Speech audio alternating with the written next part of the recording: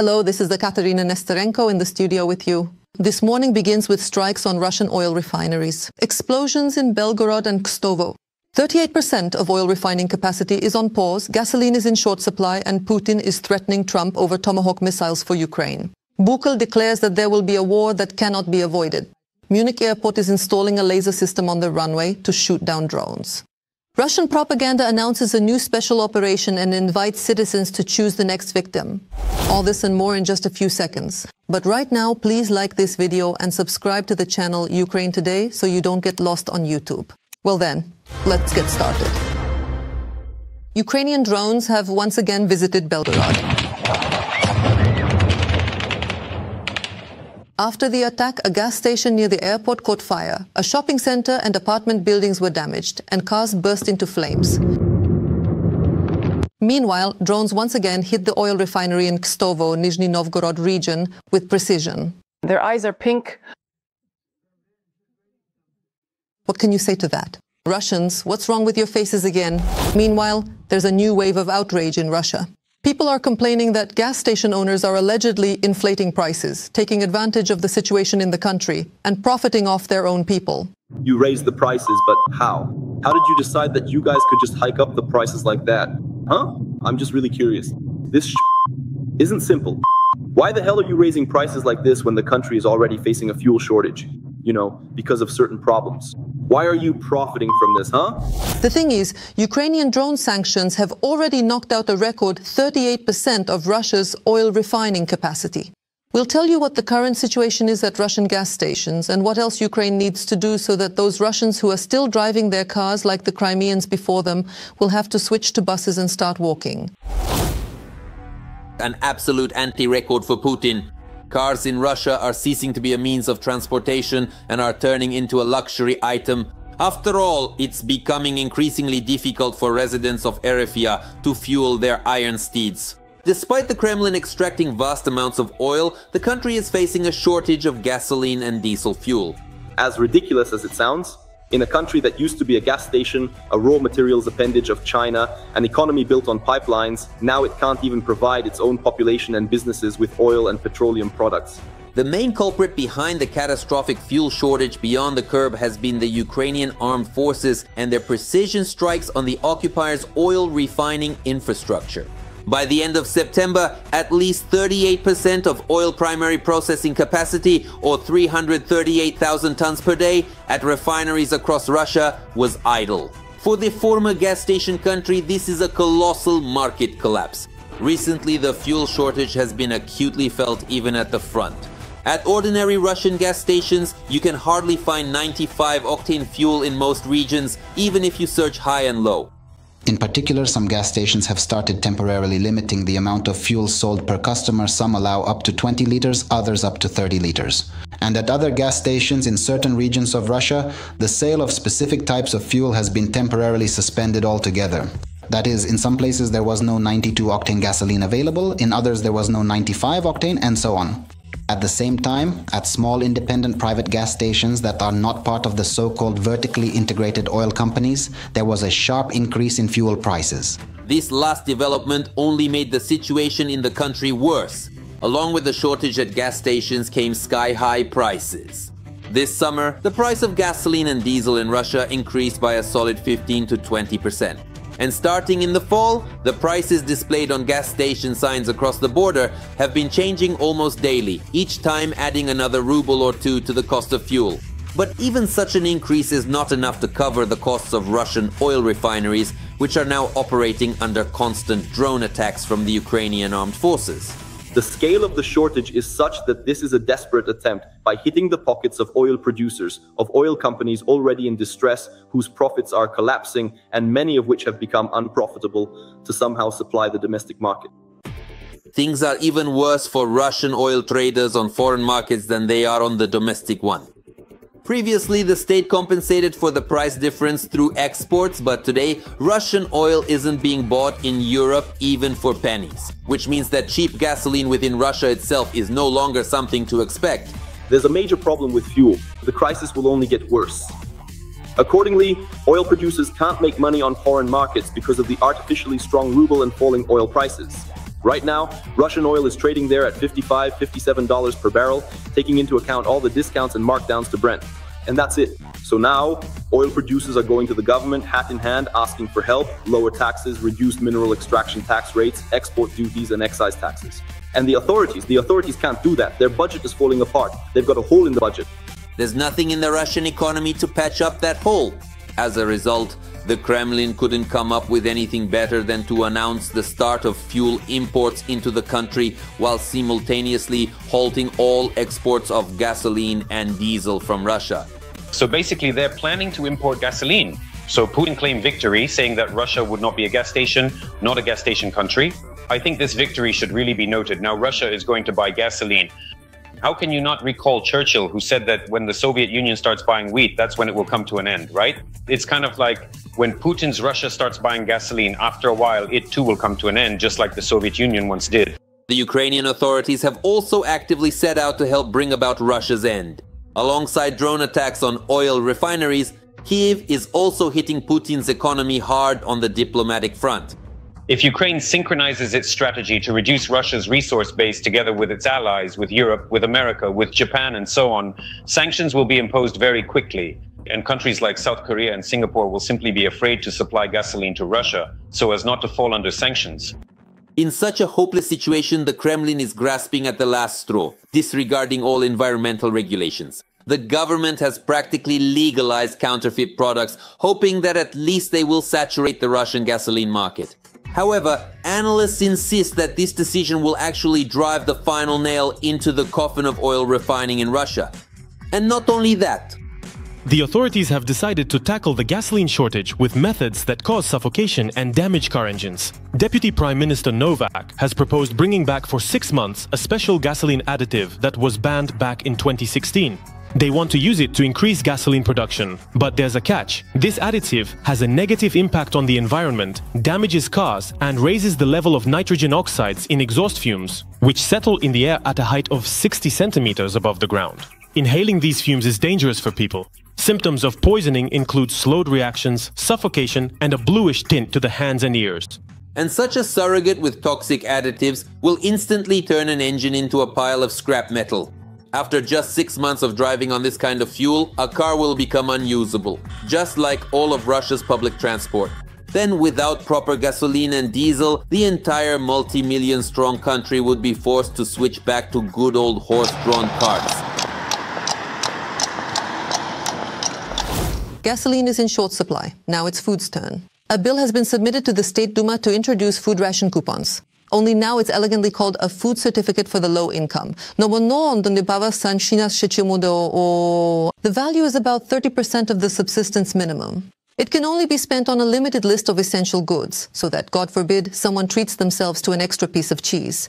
But Russians will endure anything: rising prices, gasoline shortages, unemployment, mass poverty, just to support their Putin and his bloody war. Right now it's a time of war and people are dying. And money, a war economy, is needed for the war. So I think it's justified. It's fine. We'll endure. We'll manage. It seems Russia is confidently heading toward the import substitution of the 90s. Gasoline is in short supply, food is rationed, but at least we're spiritually rich. If you agree, give it a like. The situation near Yampil has stabilized. The enemy is suffering heavy losses. The commander of the Ukrainian Armed Forces, Syrskyi, reported that SOF and National Guard units are conducting strike and search operations near Yampil. The situation in the area is under control and the enemy is suffering significant losses. As for the Dobropilya direction, we are increasing the effectiveness of strikes on enemy concentrations and destroying their logistics. The total losses of the invaders here over the past day amount to 47 people, of which 32 are irrecoverable. Since the start of the counter-offensive operation in the Dobropilya direction, the Russians have lost about 3,520 people, of whom 1,988 have been killed. 991 units of enemy weapons and military equipment have also been damaged or destroyed. Ukrainian fighters are also actively operating in both the Lyman and Toretsk directions. Enemy personnel, equipment and logistical targets have been struck.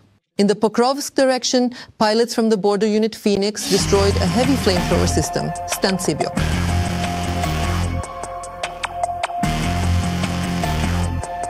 Meanwhile, a soldier with the call sign officer notes that the situation in the Lyman direction remains quite difficult. The situation in this direction over the past few months deserves special attention. While all eyes were fixed on Dobropilya, in the Lyman direction, the Russians managed to scale up their successes from Terni all the way to Lyman and Serebryanka. The trends are rather discouraging. The enemy is trying to break through to the settlements of Dobryschevo and Novoselivka and has achieved partial success. If the Russians reach the line at the Siversky Donets River, the officer says, the situation will become more complicated not only for Lyman, but also for Slovyansk and Kramatorsk. In 3 years, the war has changed dramatically. Back then, these cities were terrorized by aviation and artillery, but now it could be FPV drones and strike wings, which are many times more numerous. Speaking of Kupiansk, there is a sniper unit operating there that promises to meet the occupiers with tough resistance. The fighters used the local terrain and prepared withdrawal routes to make the enemy's advance as difficult as possible. Speaking of the enemy who doesn't know the city, what does it mean for them to encounter a sniper group like yours in Kupiansk, where you know everything and they only know some hole they've crawled into? What will it be like for them? Well, if they've holed up out of fear, then death awaits them. We can simply not let them out of there. Some group will come up and clear them out. And if 2 groups come out, you just sit on the flanks and set up sniper terror. It'll be like shooting at targets on a range, that's all. And without any losses for our unit. I think that's the most important thing. I never cease to admire the courage and heroism of Ukrainian soldiers. They are holding the front and standing up to a huge horde that vastly outnumbers them. That's why I urge you to support the armed forces of Ukraine. And if you can't do it financially, write them words of encouragement in the comments. I know they're watching us. Putin is threatening the US with a breakdown in relations over the transfer of Tomahawk missiles to Ukraine. The president of the Russian Federation commented on the possible delivery of long-range missiles in a conversation with propagandist Pavel Zarubin. Just now you were talking about the President of the United States, but there were also questions related, for example, to the discussion of issues regarding the supply of new weapon systems, including long-range high-precision systems, such as Tomahawks and so on. I have already said that this will lead to the destruction of our relations, or at the very least, to the collapse of the positive trends that have recently emerged in these relations. Let me remind you that earlier, the media reported that the Trump administration's plans to transfer Tomahawks to Ukraine might be unrealistic, since the existing stockpiles are needed for the US Navy. At the same time, the White House is considering supplying these missiles, as well as providing Ukraine with intelligence on Russian energy facilities at long range. By the way, such intelligence is provided to Russia by China, and Moscow then uses this satellite data for missile strikes against Ukraine. This significant statement by Vladimir Putin clearly shows that any potential delivery of long-range, advanced weaponry to Ukraine instantly and unequivocally becomes a classic manipulative tool for blackmail in the hands of Putin. And what do you truly think? Will the former President Donald Trump actually fall for this particular tactic? Meanwhile, as the front burns, Russians are pawning their property en masse. The pawnshop market continues to grow. In the first half of 2025, the number of loans increased by 16%, reaching $9.3 million, while the industry's profits soared by 73% to 8.8 billion rubles. This was reported by the Central Bank of Russia. And if someone wants to take out a microloan, they'll get a draft notice as a bonus. For example, a Moscow resident born in 2006 received an electronic draft notice immediately after applying for a microloan. At 2:50, he clicked to consent to the processing of his personal data, and 2 minutes later received a notification from the government services portal with the message from the movement, "Go take a hike." It is noted that the young man has heart problems, and since spring he has been gathering documents to be classified as exempt from conscription. Now, however, the draft notice is already in his hands. Friends, Russian propaganda has surprised us once again. The host of Solovyov Live, Andrei Mardan, wrote a post suggesting that a new special military operation is starting in Azerbaijan or Kazakhstan. Yes, you heard that right. But that post quickly disappeared as if it never existed. However, everything has been documented, and now the question arises, is this a serious plan or just another propaganda blunder?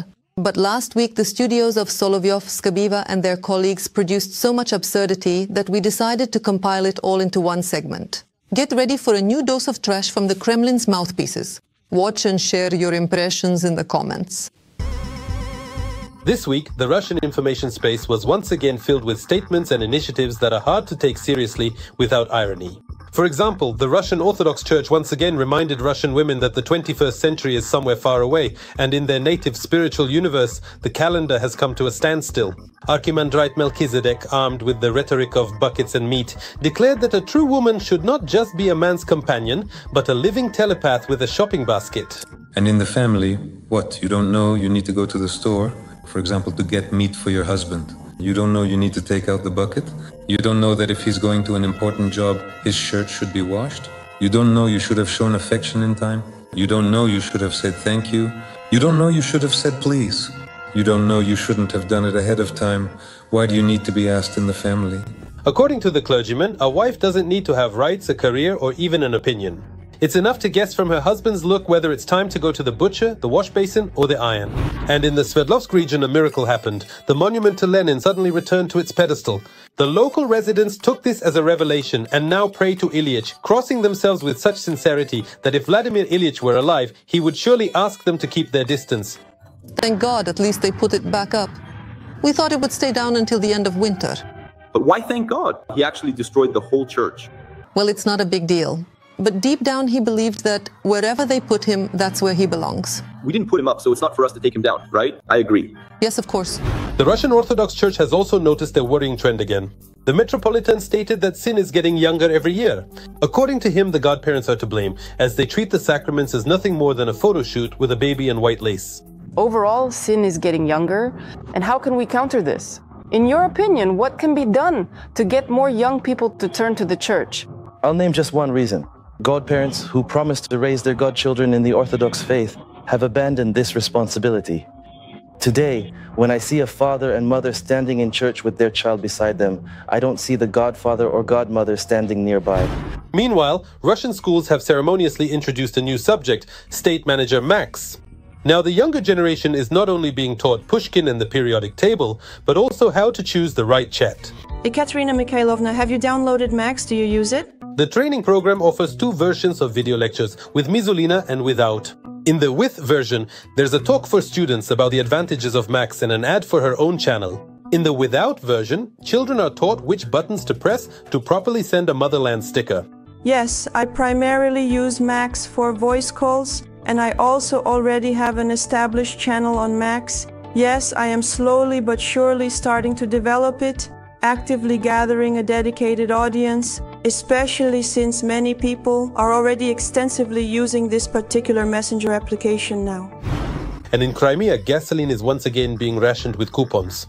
Now, to fill up your tank, money alone isn't enough. You need a piece of paper, just like in the good old 80s. The lines at the pumps look more like a Soviet grocery store than a modern gas station. People, what is this even about? Now, in order to get gas, I have to somehow get hold of some accounting office with these coupons. In short, the current price for 95 octane here is 78 rubles. What's going on here? I just can't understand. What kind of life is this? What is this? All right, coupons for 10 liters each. Off I go to exchange them. Meanwhile, as Russia tries to destroy Ukraine, it keeps sinking deeper into the past itself. On Solovyov's show, a Russian mercenary explained he went to fight so that Ukrainians wouldn't reach his hometown of Tyumen. A small detail, Tyumen is more than 2,500 kilometers from Ukraine. That's about the same distance as from Moscow to Rome. How long have you been in the army?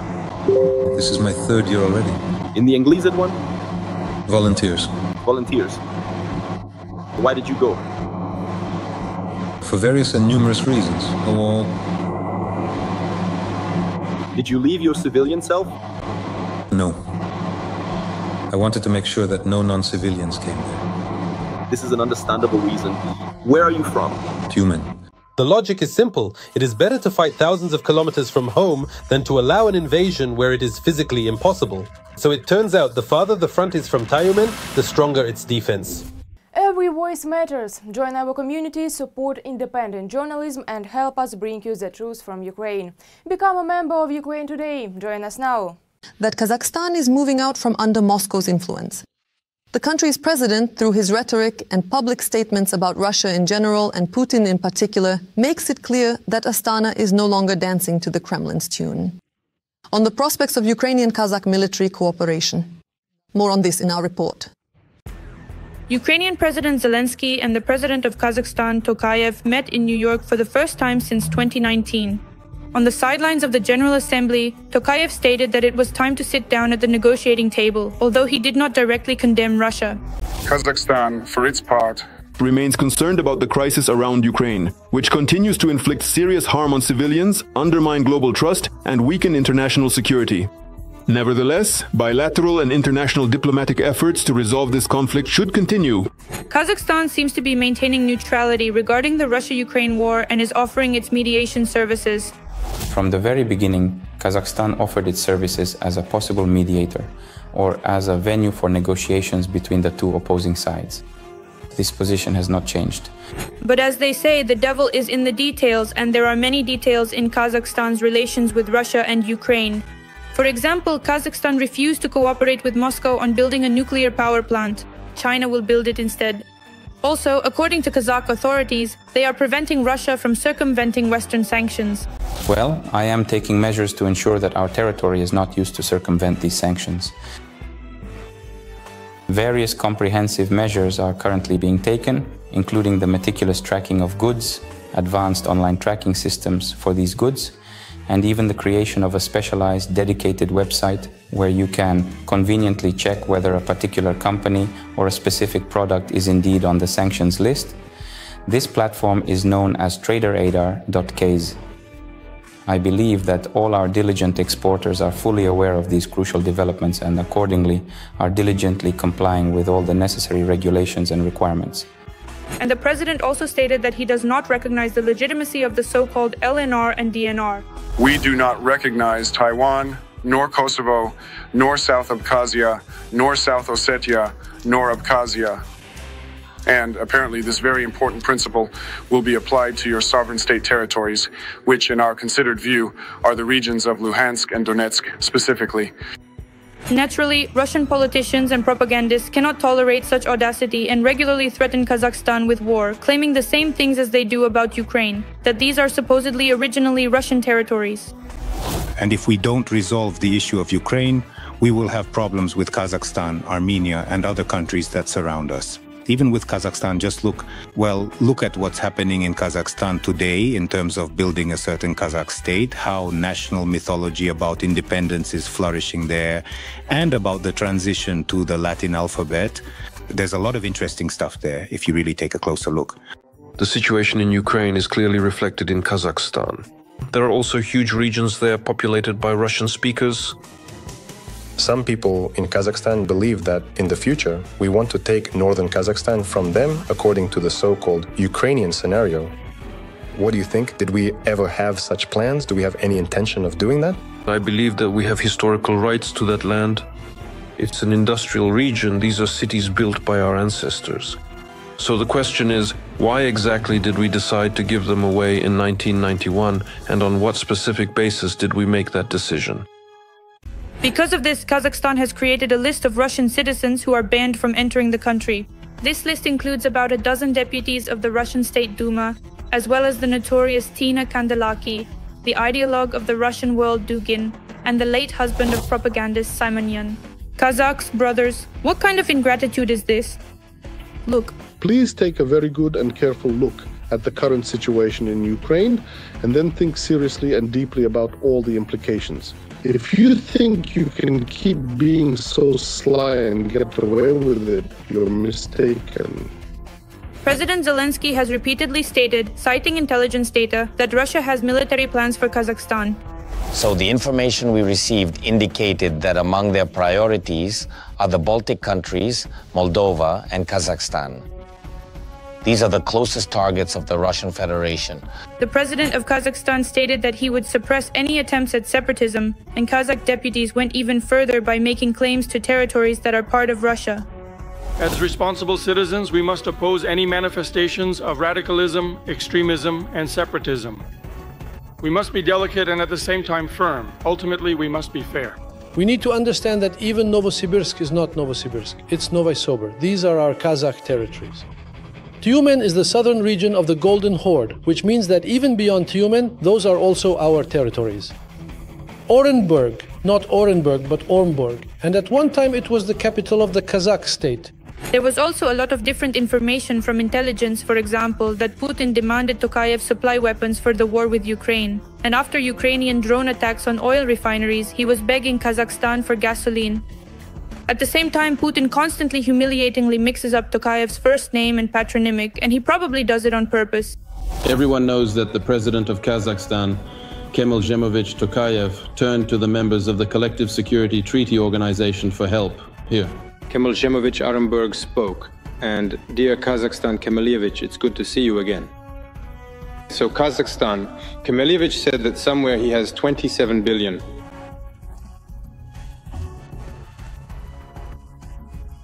Respected Kazakhstan Kemalievich. Putin's plan was to draw Kazakhstan into the so-called Union State, following the example of Belarus, but he failed. Tokayev only mocks such proposals. Recently, the President of the Republic of Belarus, Alexander Grigorievich Lukashenko, suggested that Kazakhstan join the Union State. But I appreciate the joke as it deserves.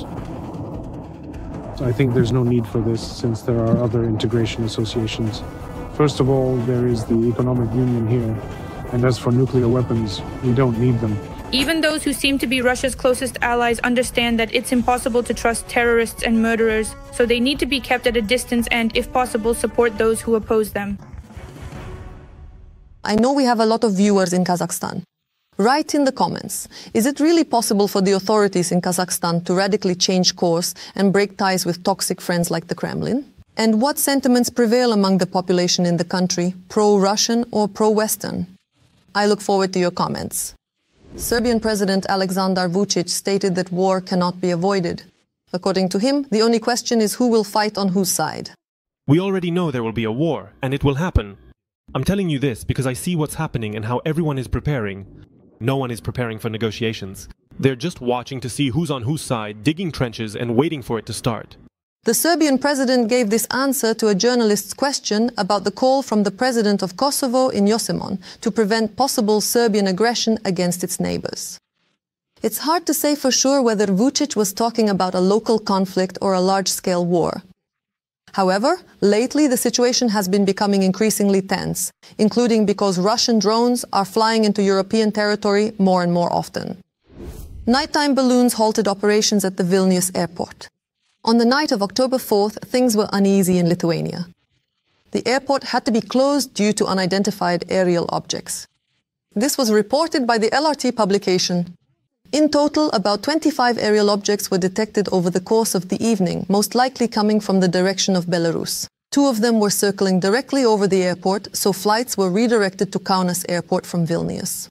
Meanwhile, in Germany, Munich airport has strengthened its security. After a series of incidents involving reconnaissance drones, a laser system was deployed on one of the runways, capable of determining the distance to drones, which will help when shooting them down, reports Bild. The Central Office for Combating Terrorism and Extremism is investigating who is launching these drones and for what purpose. Although, to be honest, everything seems pretty simple and obvious. Do you agree with me? A Russian woman caused an alcohol-related scandal at the Estonian border when customs officials refused to let her through with extra bottles of Scotch whiskey. The 31-year-old woman tried to bring in 5 bottles instead of the allowed 3 liters, and when she was refused, she put on quite a show. She shouted, cursed, and smashed bottles right in front of the customs officers. The staff noted that this border heroine had crossed with alcohol before.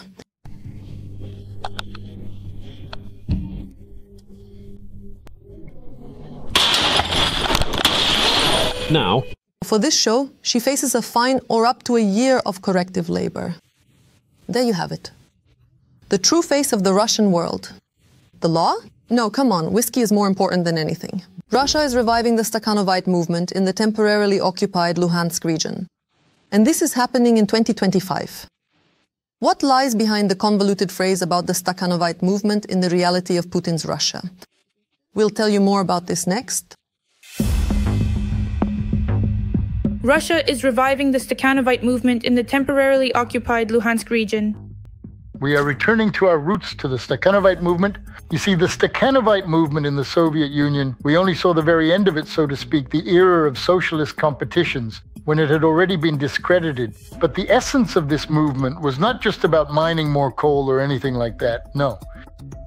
At that time, we were ahead of the whole world. For now, in the currently occupied Donbas region, there is absolutely no hope, no real hope, no genuine prospects, nothing at all. And in order to, of course, effectively keep people, well, let's say, anywhere in the world, you truly need a compelling mythology. This is a classic story. The occupation administration wants to create a so-called youth Stakhanovite movement, which involves the mandatory participation of students and pupils in work at industrial enterprises. The Tsar father said it right. Russia has no allies, only the army and the navy, and maybe one more ally. This is that labor upbringing, patriotism, the kind that is supposed to create the weapons so that we can defend ourselves and, so that we can be stronger. They will very likely involve children. Child labor will become much more active, will be fully legalized, and at the same time, adults will be even more actively involved so that under some kind of propagandist cover, they can deliver significantly greater results. The Stakhanovite movement began to develop after the so-called record set by the miner Alexei Stakhanov, who in one shift exceeded the coal mining quota by 14 times and became a Soviet hero. Why so-called? Because Stakhanov was helped by 4 other workers to set the record, but all the credit was given to him alone. The cover of the American magazine Time usually features photos of the most influential people, but in 1935, the photo of a Donetsk miner appeared there. The whole world was thrilled by the Soviet hero Alexei Stakhanov, who broke the world record for coal mining. Everyone knows about his achievements, and we learned about them in school and continue to learn about them. And these people should remain forever in the memory of each of us living on our land, especially given those difficult times. After that, record breakers appeared in all areas of industry and agriculture. However, there was also a downside. Not everyone could set records, and the exhausting work destroyed the potential even of the best. Alexander Bizygin, a blacksmith at the Gorky automobile plant, stamped 129 crankshafts in 1 hour, significantly surpassing the American record. At the Vučić factory, Evdokia and Maria Vinogradova began servicing 144 machines instead of 16. The Stakhanovite movement was a time of mobilization and economic drive. That is, at a time when it was necessary to mobilize all resources, when children, women, and pensioners had to be involved, when people worked far beyond any norms in multiple shifts without regard for human rights, absolutely disregarding everything. And now, under this mythological framework, they are trying to push this narrative in the occupied territories simply to make it easier for Moscow's appointees to keep exploiting people further. And now, people in the occupied territories, already exhausted by war, poverty, and unworthy living conditions, are being forced into a system of round-the-clock slave labor. And it's not even clear where they are supposed to be sent, since, for example, most of the mines in Donbas are already closed. I mean, it was always truly about the Stakhanovite movement, because back in the old USSR, people were constantly striving. There was indeed socialist competition. There is no Labor Veterans Day. I think all the other factions will support it. It's unlikely that anyone here would oppose Labor Veterans Day, where the contribution of the hard-working, dedicated laborers to the country's economy and to the constructive process of reviving the Russian economy would be emphasized. Obviously, no one is actually going to build anything. No one is going to invest anything from the USSR into the occupied territory of Donbas. In other words, they need to keep extracting whatever is left from that land. Now, they are going to meticulously pull everything they possibly can out of this entire territory. I fully understand that perhaps they truly do not have much time left within this particular territory, and that in actual reality, people have never truly had any significant value whatsoever to them. Obviously, such initiatives will not lead to anything good. After all, in order to expect good work from people, they need to be well-fed, warm, and safe. Naturally, Russia does not want to and cannot provide any of this. That's all for now. Please like this video and don't forget to subscribe to our channel, Ukraine Today, so you don't miss our next episodes. See you next time.